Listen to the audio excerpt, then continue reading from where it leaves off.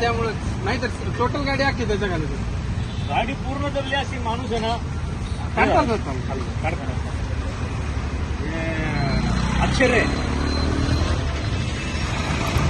जाणार येणार बघितलं ना वाटत नाही की ते माणूस टाकला असेल. परत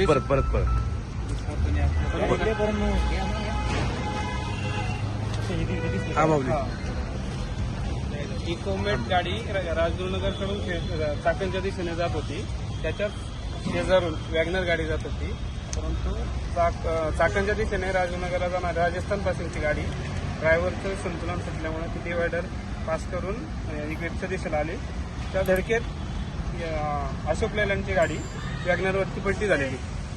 ही घटना वाकी बुद्रुक येथील सूर्या हॉस्पिटल सूर्यापाशी झालेली आहे. सूर्या इलेक्ट्रिक.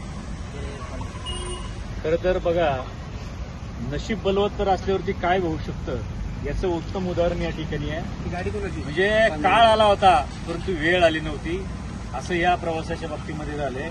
आणि खऱ्या अर्थानं तुम्ही बघितलं असेल की एखादा ओंडका काय चमत्कार करू शकतो. हा शेजारचा लाकडाचा मोठा ओंडका आहे. या गाडीवरती प्रचंड लोड आहे आणि वॅगनार आहे, साधी वॅगनार, आणि गाडी पूर्णपणे चेपलेली आहे. पण आतल्या माणसाला काही झालं नाही. का झालं नाही तर हा ओंडका म्हणजे ज्या स्पॉटला आले, ओंडका थांबल्यामुळं गाडी पूर्णपणाने ओंडक्याने त्या ठिकाणी अडकवलेली आहे आणि माणूस सुरक्षित त्या ठिकाणी राहिलेला आहे. नशीब म्हणजे काय, परमेश्वराचा आशीर्वाद म्हणजे काय, नशीब बलवत्तर म्हणजे काय. काळ आली होती परंतु वेळ आला नाही. अशा प्रकारची परिस्थिती या वाकी बुद्रुकला झाली आहे. भीषण ऍक्सिडेंटमध्ये त्या ठिकाणी झालेली आहे. त्यामुळे नक्कीच त्या माणसानं परमेश्वराचे मानवी तेवढे आभार थोडे आहे. आणि प्रचंड भीषण परिस्थिती असताना साधं खरचटलं देखील त्याला नाही.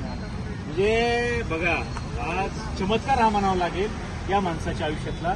परमेश्वराचा चमत्कार आहे. आणि एक ओंडका काय करू शकतो, एका ओंडक्याने त्याचं जीवन त्या ठिकाणी बदललं आहे.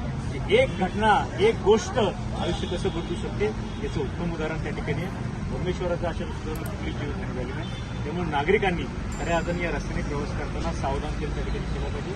पण आजचा प्रसंग मात्र हा काळ आणि वेळेला मात देणार आहे आणि काळ वेळेवरती खऱ्या अर्थानं विजय त्या ठिकाणी ठरलेला आहे. आणि हा माणूस त्या ठिकाणी सुखरूपपणानं वाचलेला आहे. या ओंडक्याची लिमया आणि या ओंडक्याची किमया फार मोठी आहे. एखादी गोष्ट आयुष्यामध्ये काय करू शकते हा चमत्कार खरं तर हा या ठिकाणी बघायला मिळतोय. आणि परमेश्वराच्या आशीर्वादानं, नियतीच्या चमत्कारानं हा चमत्कार या ठिकाणी घेतलेला आहे. देवानं माणसाला काही झालेलं नाही, परंतु अपघाताची तीव्रता ही प्रचंड मोठी आहे आणि भीषण त्या ठिकाणी.